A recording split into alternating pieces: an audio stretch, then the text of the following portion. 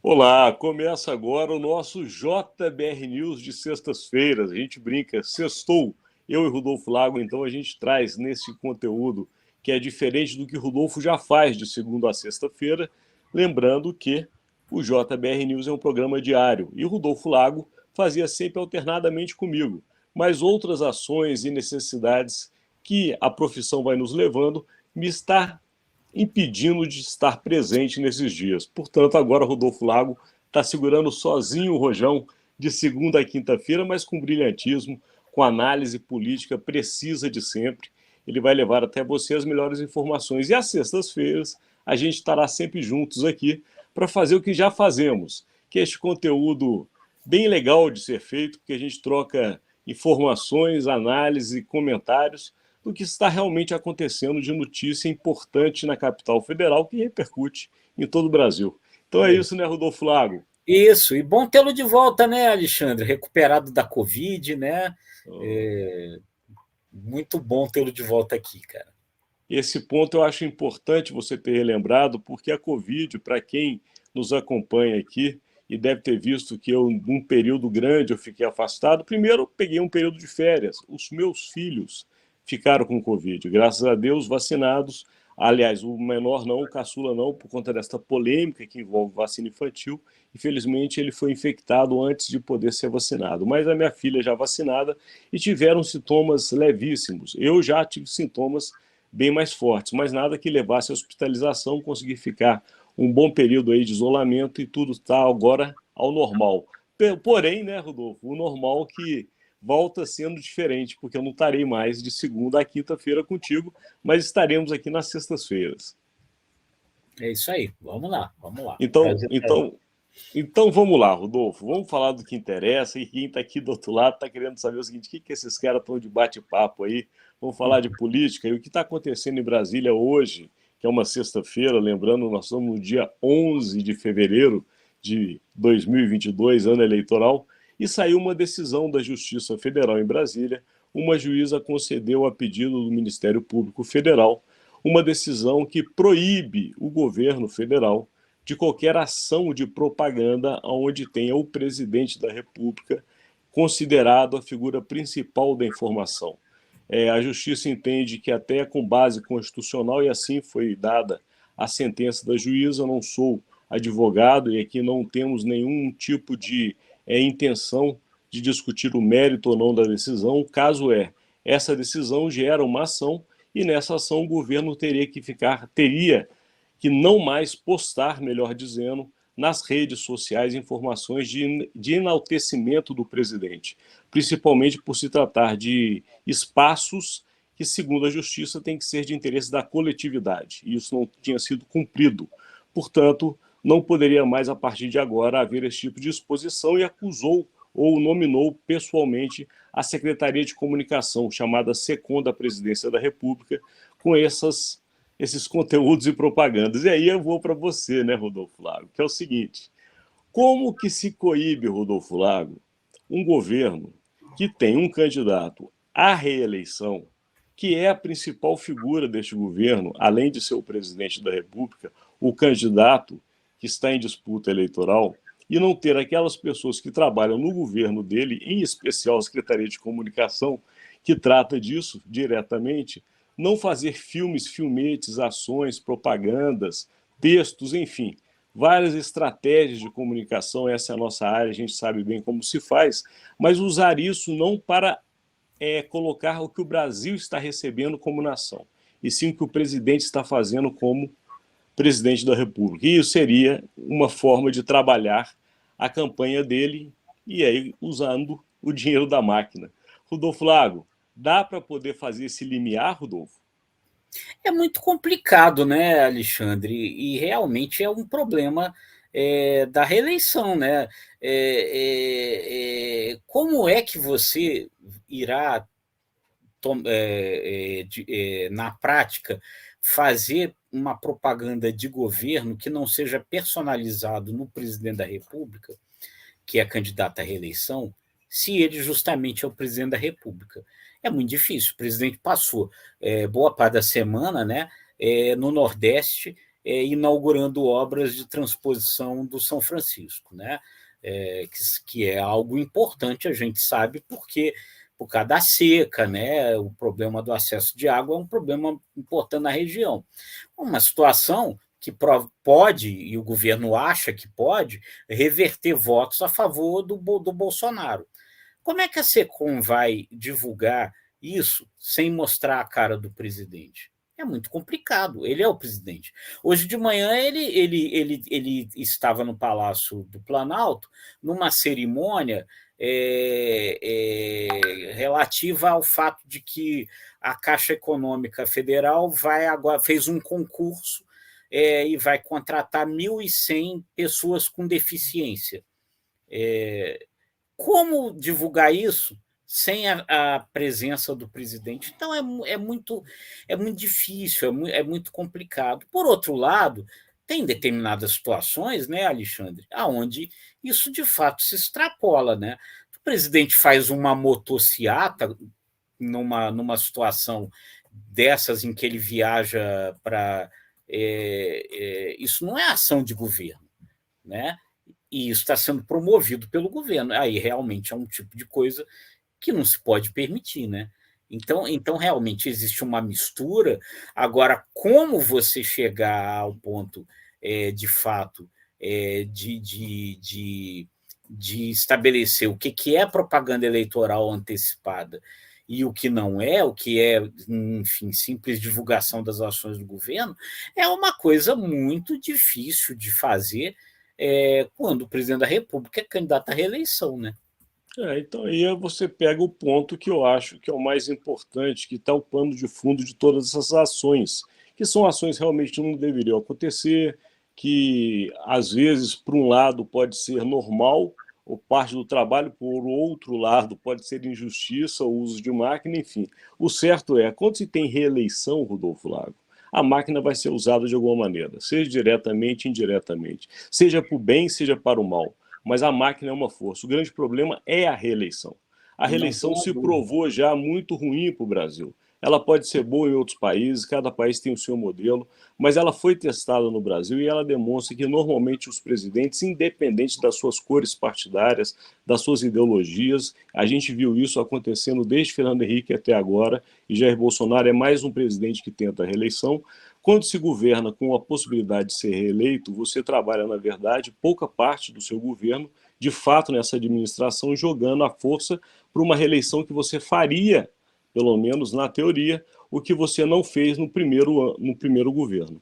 Com isso, você perde um mandato praticamente inteiro, ainda corre o risco do país ficar atrasado, que é o que acontece, e tentar tirar o prejuízo lá na frente. Isso faz com que um governante não governe para o hoje. Por exemplo, vamos relembrar a história rapidamente. Juscelino Kubitschek, se tivesse reeleição, talvez Brasília não tivesse saído. Ele sabia que ele tinha uma oposição muito forte contra ele tinha um Carlos Lacerda no calcanhar dele, que se ele não terminasse Brasília em 5 anos, ele ia entrar na piada nacional como um cara que gastou dinheiro público no meio do nada. Então ele tinha 5 anos para fazer acontecer e tudo que ele prometeu em termos de estradas e outros desenvolvimentos na época foram feitos. Por quê? Porque ele tinha que fazer naquele momento. Eu acho que realmente é mais saudável até aumentar o mandato para 5 anos, como era nessa época, mas impedir a reeleição, porque a reeleição acaba sendo a razão final de todos os males, Rodolfo Flávio. Sem dúvida, né? O presidente assume já pensando na reeleição, tudo é reeleição. E sem dúvida nenhuma, né, Alexandre, ela gera uma situação desigual, né? A força que o presidente tem na disputa desse segundo mandato é, sem dúvida nenhuma, muito maior do que a dos demais candidatos. Basta ver que todos foram reeleitos, né? Se o Bolsonaro não for reeleito agora, ele vai ser o primeiro presidente da República desde que se iniciou a reeleição que não foi reeleito. Lula foi É, reeleito, Dilma foi reeleita, é Fernando Henrique verdade. foi reeleito. É verdade. A reeleição tem virado uma prática no Brasil. É. Isso realmente está mostrando justamente, inclusive, o que nós falamos, a desigualdade de forças. Quer dizer, existe um peso, sim, para quem está na disputa sentado na cadeira de presidente ou até de governador. Né? Vamos colocar todos os cargos. Né? Um governador de estado também tem muita força, um prefeito de grande capital. Então, enfim, é, uma, é um processo que eu acho que tem que ser revisto, mas não é o nosso papel aqui é não se analisar. E dentro das análises, Rodolfo Lago, tem outra notícia quente dessa sexta-feira. Apesar da semana ter tido muitos assuntos, nós priorizamos, seguidores e seguidoras, os dois assuntos que hoje são mais falados e comentados em Brasília, e justamente o outro assunto é a última pesquisa, Rodolfo. O que você tem a contar para a gente sobre esse resultado que não é tão surpreendente assim? Enfim, hoje saiu uma nova rodada, né, da pesquisa do Instituto IPESP, né, para XP Investimentos, Alexandre.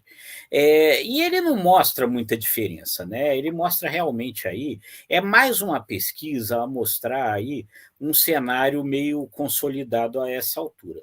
Por essa pesquisa, até há uma pequena, leve oscilação favorável ao presidente Jair Bolsonaro. Mas, como é muito pequena, não me parece que seja algo que ele possa vir a comemorar muito. Porque o que ela mostra? O Lula, com relação à rodada anterior, caiu 1 ponto percentual. Ele tinha 44%, caiu para 43%. O Bolsonaro subiu 1 ponto percentual. Ele tinha 24, subiu para 25. Mas, como a margem de erro da pesquisa é 2 pontos percentuais, isso pode não querer dizer nada, né? É uma leve oscilação. Então, um quadro muito consolidado, que é parecido com quadros de outras pesquisas, né? Ontem saiu a pesquisa da Quest, né, para Genial Investimentos, com números que são muito semelhantes, são muito parecidos, né? Então, na verdade, as pesquisas vão se repetindo, né, e mostrando todas elas sempre uma situação parecida. Em algumas pesquisas, a da Quest ontem, inclusive, é uma delas, mostrando até a possibilidade de vitória do Lula no primeiro turno, né? Mas todas elas mostrando o seguinte, Alexandre, o Lula com uma vantagem em torno de 20 pontos percentuais para o Bolsonaro, né? E os demais candidatos muito atrás, né? As tais terceira via emboladas ali bem atrás, né? Os demais candidatos abaixo do Bolsonaro, Alexandre, não somam o percentual do Bolsonaro, né? Então é uma disputa muito consolidada, o Lula muito na frente do Bolsonaro e o Bolsonaro também consolidado em segundo, segundo essas pesquisas todas, né? Não. O cenário de hoje projeta o futuro que está sendo projetado nos últimos 6 meses. Então, de fato, tem seguido uma estabilidade, né, Rodolfo? Como você disse, as pesquisas estão mostrando que elas não estão variando. Agora, claro, o jogo eleitoral não começou, a campanha não começou, a propaganda eleitoral não começou, o baú de benesses não foi aberto ainda por completo, enfim, muitas coisas ainda terão acontecido até nesse momento. E aí, Rodolfo, o que eu tenho chamado a atenção e tem me chamado a atenção tem sido justamente o que você disse também com relação às terceiras vias. Porque ali eu acho que está tendo uma briga de foice. Eu, assim, sempre na cobertura política, você tem longa data e muito mais a profundidade dessa visão, mas as campanhas políticas, que é onde a gente cobre elas têm um resultado que nem sempre é o que vai ser mostrado na prática. E na reeleição, acaba se mostrando um pouco do que se não mostrou. O que eu quero dizer com isso? Lula vem para poder mostrar o que ele fez, e ele tem consolidado essa informação, e a promessa do que ele pode fazer do que está ruim no Bolsonaro, que hoje é justamente a questão econômica. Já o Bolsonaro tem a favor dele a questão do combate à corrupção, que ainda que tenha muitas histórias estranhas que circundam o presidente, ele não tem nenhum caso de corrupção dentro do governo dele. E essa bandeira ainda é forte junto a ele e aos conservadores. Então, há de fato essa disputa de dois lados. Agora, quando chega na terceira via, é um corta-cabeça para tudo quanto é lado, porque ali os caras estão muito próximos um do outro e, de fato, existe um percentual importante, que chega aí praticamente a 30% quase, em algumas pesquisas, de quem não está a fim de votar nem um lado nem no outro. Só que, como você disse, juntando todo mundo, não chega nem perto disso. Aí é difícil a gente entender agora esse momento. Mas daqui para frente, Rodolfo, eu acho que vai aparecer aí um desses tércios de uma forma mais forte. É só uma aposta. Enfim, está muito complicado você perceber ali quem é que poderia ocupar esse espaço, né? O Sérgio Moro chegou em algumas pesquisas a ficar ali com 11, 12%, passar de 2 dígitos, caiu. Essa pesquisa do IPESP divulgada hoje repete nesse ponto o mesmo cenário da rodada anterior, que é ali abaixo do Bolsonaro. O Ciro Gomes e o Sérgio Moro, ambos têm 8%, a mesma coisa que tinha aparecido antes, né? Então, e aí abaixo vem o João Dória com 3%, quer dizer, o João Dória, candidato do PSDB, de fato patina, de fato não emplacou, e aí dentro do PSDB já tem gente falando aí se não é o caso de rever essa candidatura. Então é uma coisa muito complicada. Aí tem ali Simone Tebet tentando ali se viabilizar, mas ela aparece só com 1%. Esse André Janones, né, o deputado André Janones do Avante, tentando aparecer como a grande novidade, mas ele chegou a aparecer com 3% em uma pesquisa, mas agora também aparece só com 1% e tal. Então, essas coisas não vão aparecendo, né, Alexandre? Eu acho que algumas dessas candidaturas não chegam até outubro, mas o fato justamente de ninguém despontar desestimula também a possibilidade, né, de união dessas terceiras vias em torno de um nome só, né? Porque quem é que vai abrir mão para o outro se o outro também não desponta na frente, né? Então é um quadro muito complicado, né? Um quadro bem difícil de você imaginar quem dessas alternativas aí pode, de fato, vir a despontar e se tornar competitivo, né? Dentro da sua análise, eu vou colocar inclusive enfim, uma pista que eu tenho seguido, porque de fato tem que ficar muito atento ao movimento que hoje, você falou de união, é o que é chamado União Brasil. Esses dois partidos, que é o Democratas e o PSL, eles na verdade não uniram somente forças de fundo eleitoral e política congressual de números de votos. Eles fizeram uma coisa muito maior do que essa. Eles mostraram agora que eles têm condições de emplacar uma candidatura ou estar junto de uma candidatura vitoriosa. Então, acho que ficar observando para onde vai a União Brasil pode mudar o cenário. A União Brasil não vai entrar, é um jogo de muitos profissionais ali dentro. Juntaram dois lados de profissionais da política que podem, de fato, fazer a diferença com terços aí que eles possam abraçar. Essa eu acho que deve ser a atenção maior da gente.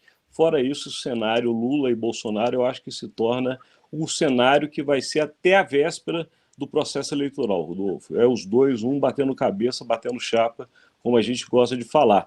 Mas, meu caro, estamos aí chegando para o final. Nós já falamos dos principais temas, é sempre bom esse conteúdo de final de semana, que a gente faz, na verdade, às sextas-feiras, mas já com uma carinha de sextou, né? Então a gente agradece a vocês a presença conosco, agradecemos essa semana, lembrando, Rodolfo Lago agora diariamente, de segunda a quinta-feira, às sextas-feiras nós estamos aqui sempre neste conteúdo duplo juntos, e no final de semana o podcast do Imagem e Credibilidade com o Jornal de Brasília, que neste final de semana, inclusive, está imperdível e traz como convidado o Cristiano Noronha, da Arco Advice.